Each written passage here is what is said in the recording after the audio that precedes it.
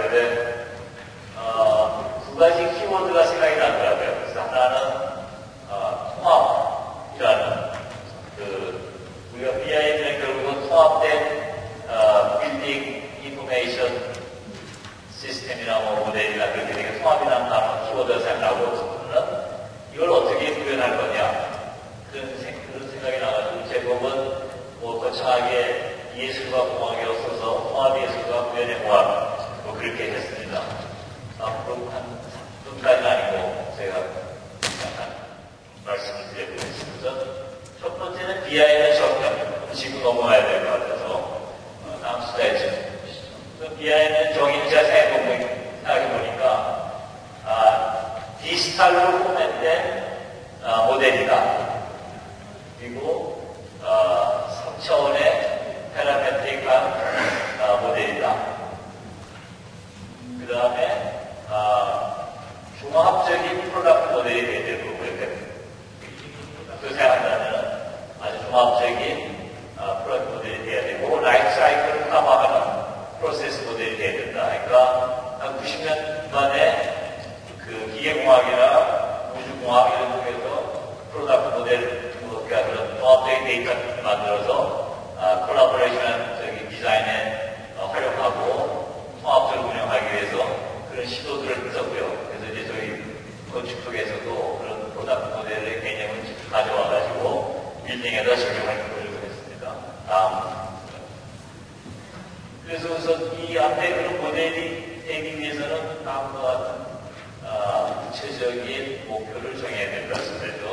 우선 첫 번째는 3차원의 공간적인 디스크립트를 완벽하게 해야 될 거고, 그 다음에 그것을 통해서 2D 도면으로 자동으로 제작할 수 있게 해야 될 것이고요. 그러니까 그 2D 도면을 따로 제작할 필요 없이 3차원 모델이 바뀌면은 자동으로 2D 도면 제작이 될 거고, 3차원으로 되기 때문에 특히 여러분들이 잘 아시는 그 3차원의 그 간섭 체크를 쉽게 할 수 있겠죠. 그래서 처음에 특히 플랜트 쪽에서 이 시스템 많이 쓰기 시작했습니다.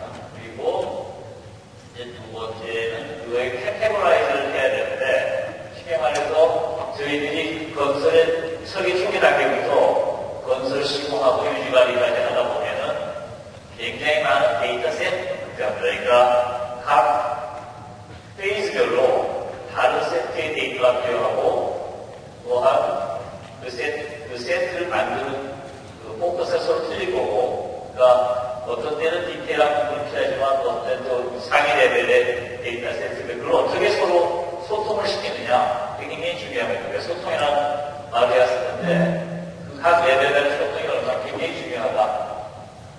그 다음에, 실제로 이제 그것들이 데이터가 앱스트랙트한 데이터가 생기더라도, 앞에 말씀드린 것처럼 실제 정보는 디지털 데이터니까 이것들이 서로 인터페이스가 돼야 됩니다. 그 데이터 익스체인지가 돼야 되니까 다 같은 포맷이 괜찮고 다 같은 캐테고리나 다 같은 데이터 세트 같은 게 괜찮은데 데이터 세트가 틀리기 때문에 이것을 어떻게 익스체인지 돼야 되느냐 그런 거 중요하겠죠. 그 다음에 이것이 서스테이너블 해야 된다. 쉽게 말해서 설계 초기 단계부터 나중에 유지 관리할 때까지 필요하게 될 것이다. 여기까지는 아마 여러분들이 다 아시는 내용이라고 생각됩니다. 그래서 이제 그걸 어떻게 구현하느냐. 여기서 제가 말한 그 키워드가 두 개가 나오는데, 하나는 구현에 대한 얘기. 실제로 이걸 어떻게 만들 거냐. 두 번째는 통합을 어떻게 해서, 밑에 보시면은 설계, 건설, 유지 관리를 통합해야 되는데, 이건 단순히 데이터만이 아니고, 프로세스상에서 어떻게 그 액티비티를 이루어지고 하는 건데 통합이 돼야 되겠죠. 근데 지금은 아마 제가 보기 완벽하게 되지 않고 부분적으로 되고 있고 앞으로 발전할 거고 뭐 그럴 거라고 생각해야 되는데 부분적으로 어떻게 아마 발전하죠. 그래서 그런 건설 유지 관리 뭐 설계가 다 통합화된다는 그런 그 가정하에서 디지털 데이터베이스가 만들어질 것이고요. 그래서 데이터베이스라는 것은 아까 말씀드린 것처럼 라이프 사이클을 통해서 계속적으로 사용할 수 있는 데이터베이스. 그리고 디지털이라면 제가 회색을 썼는데 이제 뭐 더 이상 디지털이라면 필요 없겠죠. 그래서 디지털 데이터베이스 만들어질 거고, 그 다음에 그것들을 이용해서 각종 어플리케이션을 통해서 3차 모델도 만들 거고, 또 한국 데이터베이스에 나와서 다른 디자인 평가라든지 뭐 할 거고, 그런 굉장히 심플하지만 그것이 결국 궁극적인 것이 될 겁니다. 그래서 이제 그 두 가지 키워드에서 이제 통합과 구현인데, 전 통합에 대해서 좀 말씀드리려고 했어요. 통합은 어떻게 해서 이루어지는가, 혹은 통합은 어떤 순서로 진행이 돼야 되느냐. 그러니까 제가 지금부터 얘기할 거는 이제 BI와 별 상관이 없습니다. 그래서 저는 지금 메타포를 써서 이 5가지 단계를 설명을 하려고 그래서 통합을 하려면은, 통합은 하고 있는 뭐 설계나 이런 건설 시스템에서 되는 게 아니고, 우리 사회, 문화의 모든 분야에 사실 통합이라는 작업이 일어나거든요. 그래서 제가 그 메타포를 써서 어떻게 사람들이 이런 단계를 진행하냐고 설명해 보겠습니다. 그래서 첫 번째가 믿음과 원칙이, 믿음을 통해서 원칙이 정해지거든요. 믿음 자격이 없으면 어떤 통합에 대한 시도도 사실 이루어지지 않습니다. 그러니까 무슨 말이냐면은, 저희들이 지금 종교에 대한 믿음이 있지 않습니까? 종교. 그러니까 종교에 대한 믿음은 사실은 어떤 논리적인 근거보다도 우리가 심리적으로 불안하니까 종교라는 것이 생겨졌고, 종교에 대한 믿음이 있고, 그 다음에 그 종교를 베이스로 해서 사실은 특히 서구에서 기독교에 있는 믿음을 바탕으로 해서 모든 법률이 생겨나거든요, 사실은. 자세히 보세요. 서구에 있는 법전의 많은 부분은 사실 기독교의 원리와 원칙입니다. 그래서 이제 그런 것을 최근에도 쓰고 있는 예를 제가 보여드릴게요. 다음 장은 이거는 지금 중국의 국경에서 비밀 한 챔버에 있는 대동이라는 도시에 가면은 금강석굴이라고 하는 데 있습니다. 가보신 분 있는지 모르겠는데 요즘 가기가 굉장히 편해졌어요. 그래서 저 금강석굴을 가시게 되면은 서기 한 400년경에 불교가 이제 물론 처음 영어를 하시고 전이지만 불교가 이제 굉장히 한꺼번에 이제 굉장히 매시브하게 이제 불교가 전파되면서 동굴에다가 저 불상들을 만들기 시작했습니다.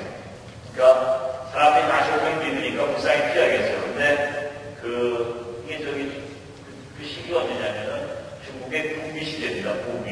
그리고 이 사람은 한족이 아니고 다른 지방에서 와서 이제 그쪽 지방을 지배하기 시작하면서 자기들이 지배하기 쉬운 방법의 하나는 뭐냐면 종교와 정치를 통합시킨 겁니다. 그러니까 사람들이 불교에 대한 믿음이 있으니까 저 불상에다가 자기 얼굴을 쉽게 말해서 몸은 불상이고 붙여고 자기 얼굴을 조합을 해가지고 사람들이 자기가 어떤 불교와 관계가 있는 것처럼 그런 식으로 통합된 생각을 만들어 사람들을 갖다가 현혹시키는 사회는 뭐 그런 식의 아이들. 그래서 통합이라는 것은 이게 원래 전부터 또한 종교와 정치의 통합이 벌써 옛날부터 이루어졌다. 그런 얘기를 말씀드리고 싶거든요. 다음 슬라이드.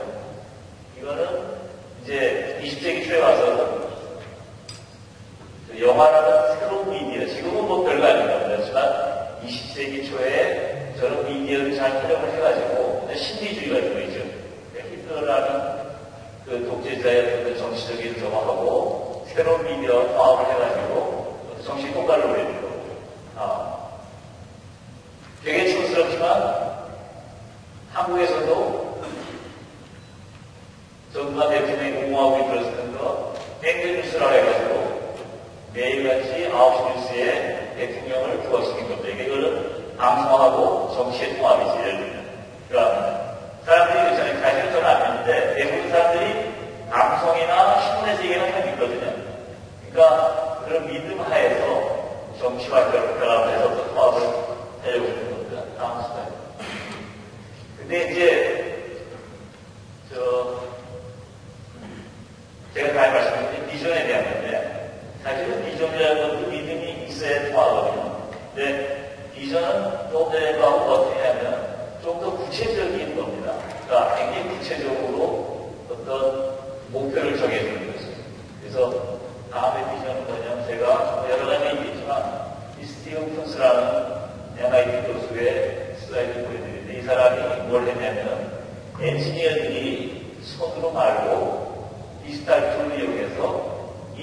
견고하게 컴퓨터 위에서 디자인할 수 있는 툴을 만들자. 그런 비전을 가지고 있는 저희들이 3D 그래픽 하는 것에 이 사람들은 정말 비전을 준 사람이거든요. 이런 사람들은 그런 것이 될 수 있다는 믿음 하에 그래도 구체적인 비전을 줬죠. 다음 슬라이드. 아마 제가 좀 여기 아이폰을 가지고 있는데 아이폰도 마찬가지입니다. 아이폰도 아마 스티브 잡스가 PC와 전화기와 또 TV 이 세 개가 포함된 걸 쓸 수 있다. 많은 사람들이 그거에 대해서 막 옆에서 조언을 했을 거예요. PC가 어떻게 조그만 사람이 쓸 수 있겠냐? 근데 그런 전문가들 말 믿지 않고 믿음 가지고 비전을 제시해서 만들어 성공했죠. 그러니까 그 비전이라는 것이 뭐 상업적이면은 돈을 많이 벌 거고 이와 같이 학술적인 부분은 상당히 이런 산업계의 기회를 할 것이고 그런 겁니다. 비전이 굉장히 중요하다. 이 아이는 마찬가지였어야 될 것 같은 생각이 들고요. 그래서 이제 그 다음에 그런 비전이 제시가 되면은 거기에 동조하는 사람들이 커뮤니케이션하고 아마 컨센서스를 만들어진 겁니다. 그런 컨센서스의 대표적인 예를 이미지를 보여드리는데 이 에코라이트라고 해가지고 요즘 한창 그러니까 뭐 친환경 에너지 세이빙 이 친환경 문제가 되고 그 다음에 라이트만의 손전등 같은 게 필요하니까 어차피 우리가 실제로 필요한 툴이지만 친환경적인 것을 만들자는 컨센서스가 되니까 이런 것들이 제품화되는 거죠. 디자인되고 그러니까 이런 것이 다 사람들이 사실 컨센서스가 없으면 만들지 않는 거거든요. 기술이 없으면 만드는 게 아니라 이게 무슨 기술이겠어요. 그러니까 이런 식으로 컨센서스가 되면 뭐가 만들어진다. 그게 힘이 중요한 거죠. 여기 여기 뭐 많이 보시고 내일 더 많이 오실지 모르는데 마찬가지로 컨센서스가 되면 그것이 힘이 돼서 뭔가 진행이 된다. 다음 슬라이드. 이것도 마찬가지죠. 스마트 리뷰이죠. 뭐 IT 기술 좀 발전을 하긴 했지만 이것보다 사람들이 친환경 문제, 에너지 세이빙 뭐 이런 것에 대한 관심이 없다면 별로 진행이 안 되는 거예요. 비전을 같은 공유하기 때문에 어떤 비전을 공유하고 같이 생각을 공유하고 그래서 그것들이 사회적으로 통용되고 그러니까 단순히 스마트 리뷰라는 것은 기술적인 문제가 아니고 사회 심리적인 문제와 직결되어 있다 그런 얘기를 말씀드립니다. 다음. 하나가 지금 나갔나요? 오케이.